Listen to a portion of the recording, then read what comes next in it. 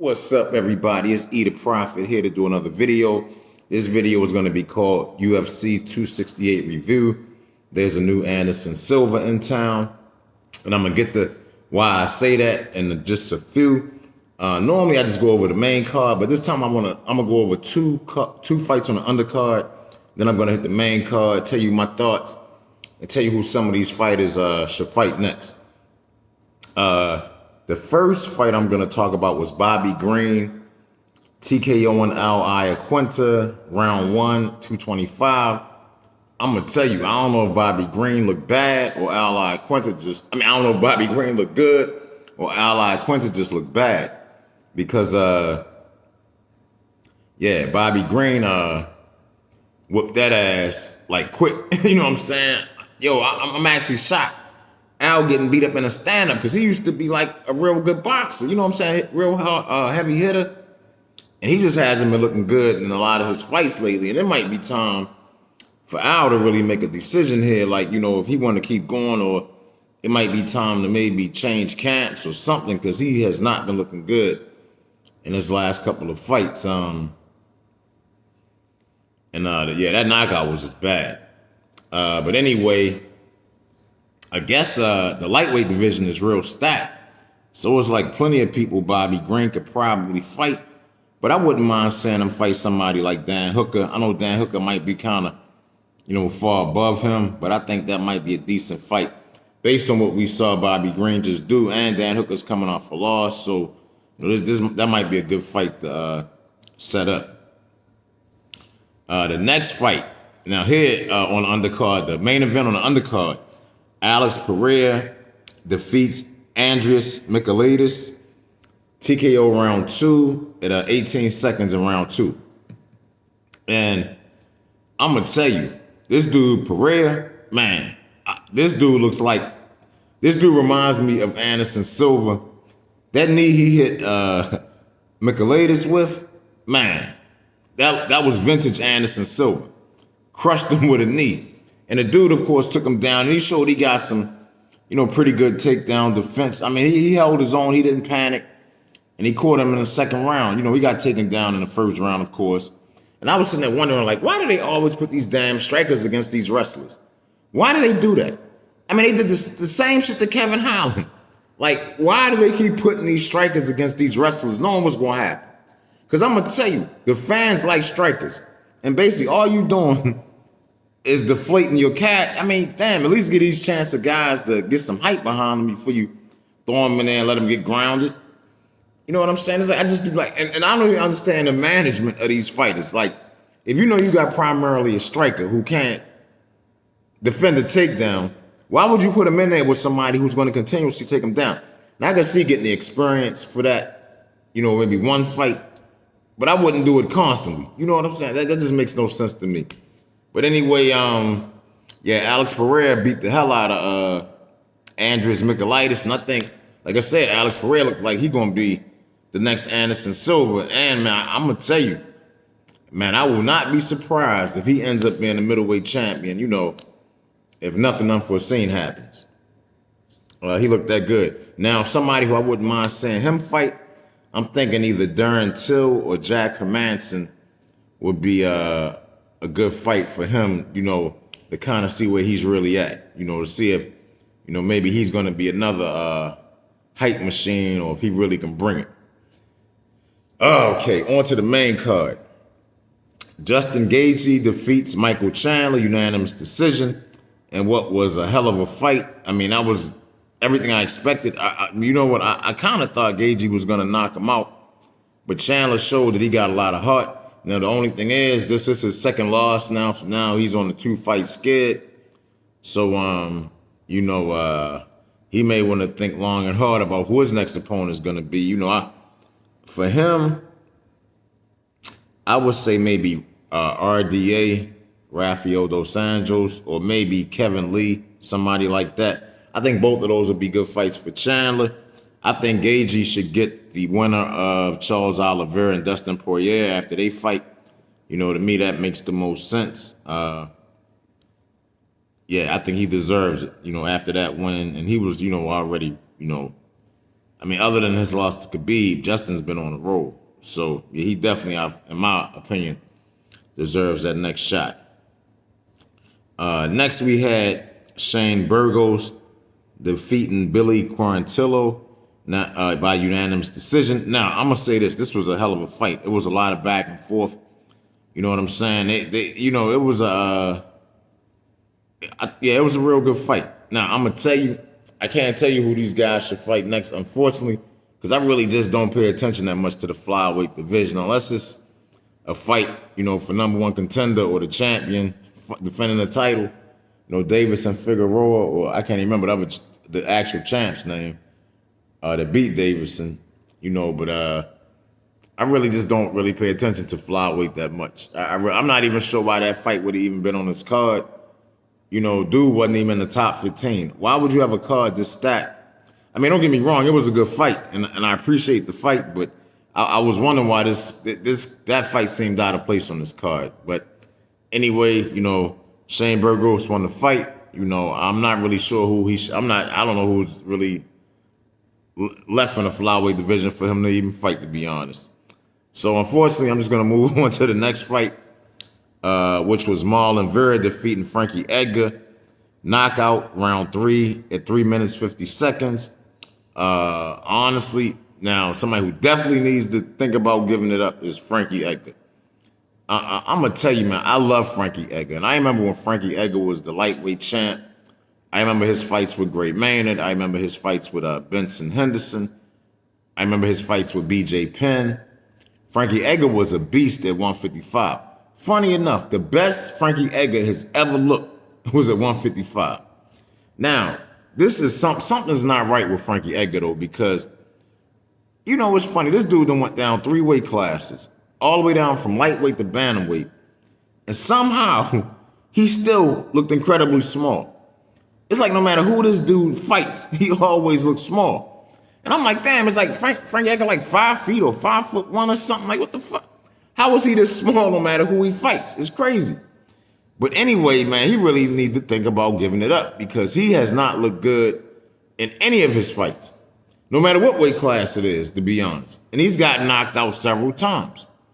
And to be honest, Frankie Edgar's fighting style has not changed at all. He fights the exact same way every time, with the only exception being he don't wrestle as much now, which he probably should. Man, because his striking just can't measure up to these new dudes. That's why he keep getting knocked out, and he trying to sit up there and strike with people. And yeah, Frankie Edgar's stand-up defense has always been suspect, because he always get caught in fights anyway. He just used to be able to take it. Now he can't even take the shots no more. So I'm really thinking it's really time for Frankie to give it up, or maybe the UFC might release him after this one, and maybe it's time for him to go make some good money somewhere else, maybe. But he definitely can't compete at the level of the current UFC fighters the way things are right now. Now, that's not to say he can't pull a Glover Teixeira and, maybe revamp, go find some new training partners, go find a new camp. That's this is the problem with a lot of these fighters. They get loyal to these camps, and then they don't want to leave, and then they don't progress. Their fighting skills don't progress. The same thing applies to Jon Jones. Jon Jones has not looked good in none of his fights. And the best thing that could have happened to him, in my opinion, is Jackson Wink getting rid of him. Because I've been wanting him to leave Jackson Wink for the longest time anyway. Him and Holly Holm, to be honest. They both need to leave Jackson Wink, because neither one of them has gotten any better being there. Now, I believe Jon Jones probably can. I'm going to tell you what, if he goes to say he went to an AKA or an American Top Team, one of those type of jumps, I think we might see a whole nother Jon Jones. And I think we might see a much, much better Jon Jones, somebody whose striking will probably improve, and somebody who will probably start going back for those takedowns. Man, I'm going to tell you something. Y'all might not know this, but Jon Jones is the strongest wrestler I've ever seen in the light heavyweight division, and that includes Daniel Cormier. In terms of pure strength, I think Jon Jones is stronger than Daniel Cormier. Now, Daniel Cormier, his takedowns are more he shoots on you. So I think he's going to get more takedowns because of their styles. Whereas Jon Jones takes you down out of the clinch more so, but it's a lot harder to catch these fighters in the clinch. Whereas it's a lot easier to shoot on somebody, which is why it might seem like DC would be the stronger wrestler. But in terms of just pure strength and power, man, Jon Jones is the strongest dude I've ever seen. So maybe he'll get back to that, Anyway, this ain't even about Jon Jones. This was Marlon Vera and Frankie Edgar. But I just, wanted to, just got sidetracked for a second there. But anyway, Marlon Vera, kicked Frankie in the face, knocked him out. And like I said, it's time for Frankie to either, like I said, reinvent himself. Randy Couture's done it. Like I said, Glover Teixeira just did it. I'm not going to say he's too old. But Frankie's been in a lot of wars, so either he's going to have to change some things up and start fighting smarter than what he's doing. I mean, he can't go toe-to-toe with these dudes like he used to. He just can't do it no more. So he's going to either have to really change some things up, or it's time to really think about retirement, in my opinion. Just my 2 cents. Excuse me. But anyway, Marlon Vera probably could fight somebody like Pedro Munoz or Marlon Moraes, That might be a decent fight for him. Next up, we got Rose Namajunas defeating Zhang Weili by split decision. I thought that was a unanimous decision for Rose. I mean, it was a really good, close fight, but I thought Rose won 3 rounds to 2. I can't remember. I don't remember what exactly 2 rounds she won, to be honest. But I thought that Zhang had won 2 rounds and Rose had won 2 rounds, and it was, going into the fifth. The 5th round was going to decide who won the fight, and Rose pretty much dominated Zhang in the 5th round. So that's why I thought Rose won the fight.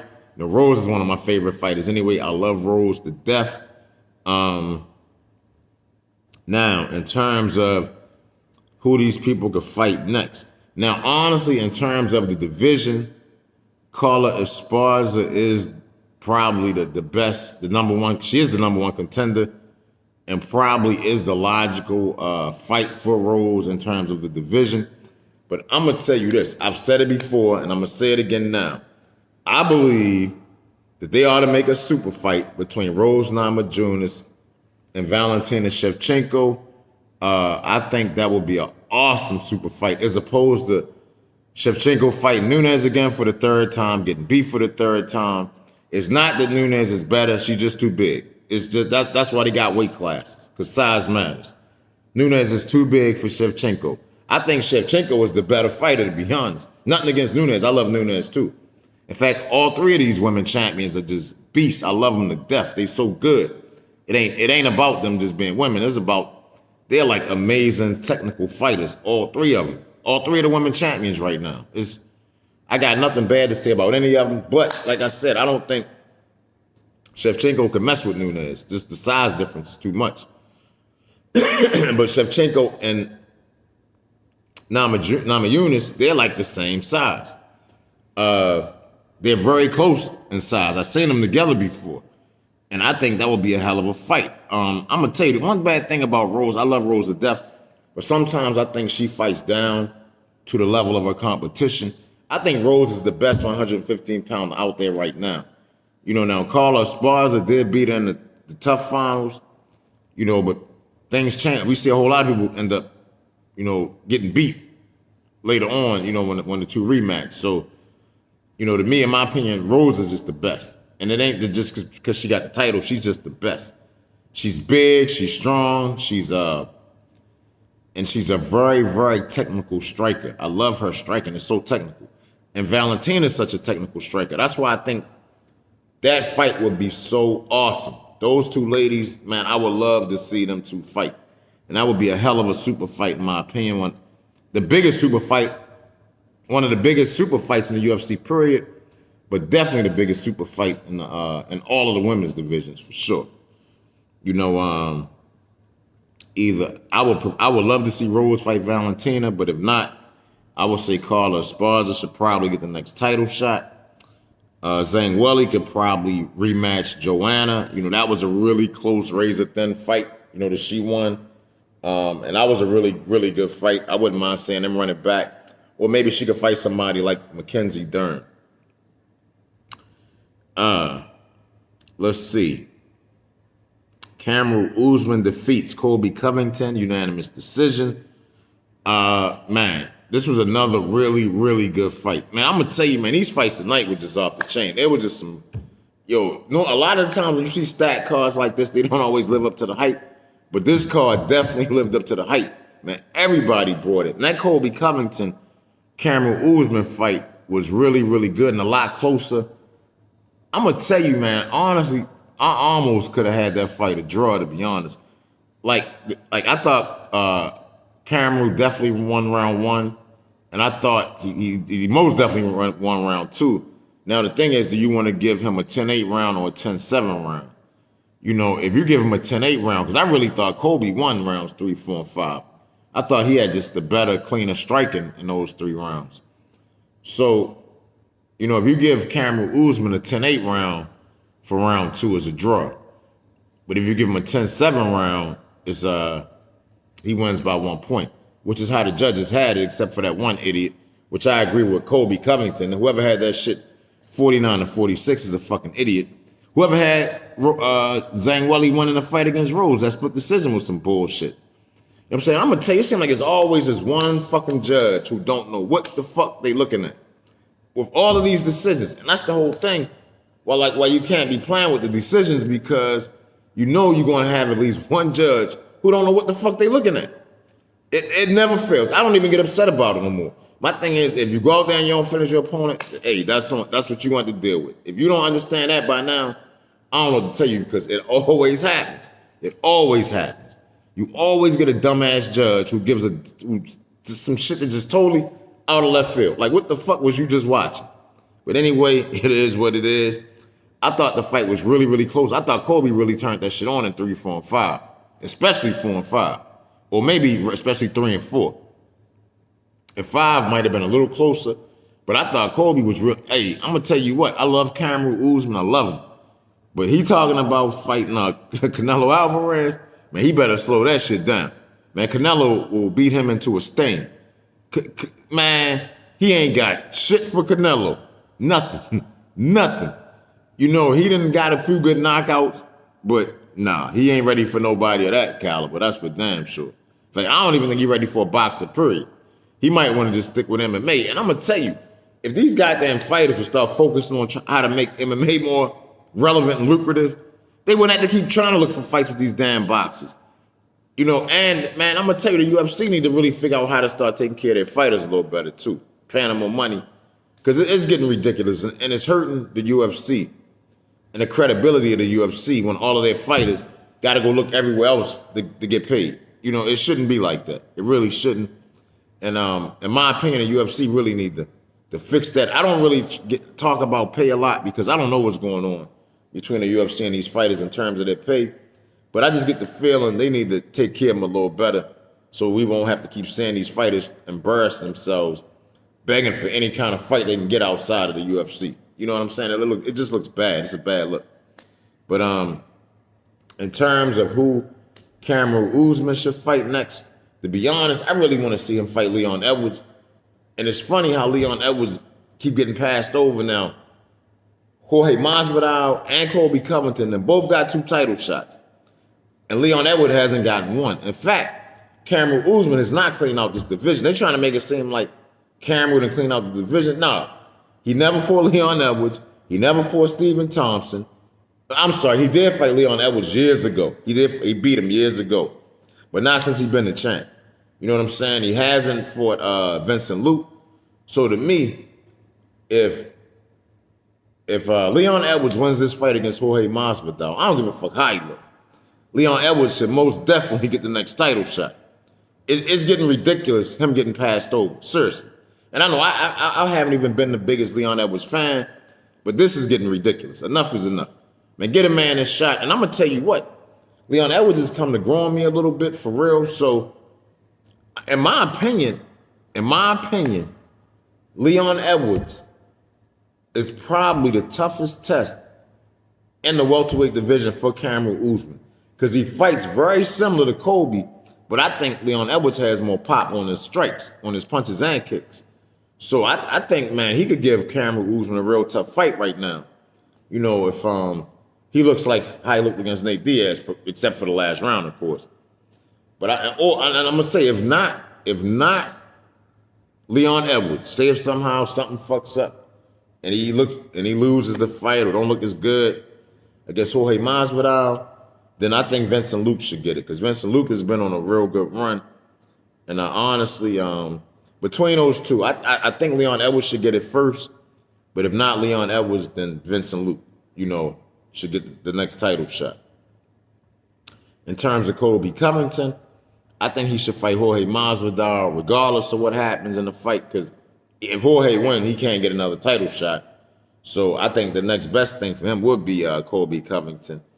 But Jorge Masvidal, you know, is about to run into a, because he's fighting the three biggest, strongest wrestlers. He got beat up by Cameron twice.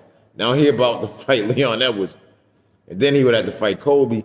So I don't know. He might not be wanting to deal with no more wrestlers. We'll see. But I think Colby Covington and Jorge Masvidal. And if not Jorge Masvidal, I think Colby Covington should fight Gilbert Burns. I think that would be the next best matchup. One of those two for him. But then you got Kazmat Kemiyov waiting in the wings. He just hit the top 10. And honestly, if he gets another impressive win in the top 10, I guarantee you, people are going to be calling for him to get a title shot. I guarantee you. He's like 1-2 wins tops away from a title shot. So, you know, that's that to consider. And I wouldn't mind seeing him fight Colby or Cameron. So, you know, we'll see what happens with the division. But those are my thoughts on all of the fights and who I think each of these guys should fight next. Like I said, this card was awesome. I didn't even go over the undercard. The undercard was off the chain. The main card was off the chain. There was just so many good fights. If you was a UFC fan, yo, they really brought it tonight. And I don't know if it was because the Canelo Alvarez fight was on at the same time. Like, I had to make a choice, either the UFC or boxing. I chose UFC. But I guess they wanted to say, hey, if you're going to stick with us, we're going to give you a reason to stick with us. And I don't know how good the boxing was, because I still haven't seen the fight. I'm going to have to go back and watch the Canelo fight. But on the UFC, I'm definitely not glad I went with the... I'm definitely not upset or mad that I went with the UFC. I'm very happy that I went with the UFC, because, like, this was just a really, really, really good card with a lot of really, really good fights tonight. Make me happy to be an MMA fan. That's about it, though, y'all. I'm gonna get ready to go ahead and wrap it up. Please like the video, please. Please subscribe to the channel. Please share the video if you're so inclined, and please leave any comments if you agree with me, disagree with me, any fights you would rather see. You know, hit me up, talk to me, fans. You know, we all UFC fans, and I love to talk about the UFC. I wish I had a co-host, to be honest, sometimes for these UFC videos, so I could talk to somebody else. Y'all could get another opinion. You know, even though I know my opinion is all that. It's you know, it's 100%. But still, I know sometimes you want to hear other perspectives. We all do, you know. But anyway, y'all, thank you for watching the video. I love y'all. I love you. I love you. I love you. Everybody stay safe, stay strong, stay healthy. Peace.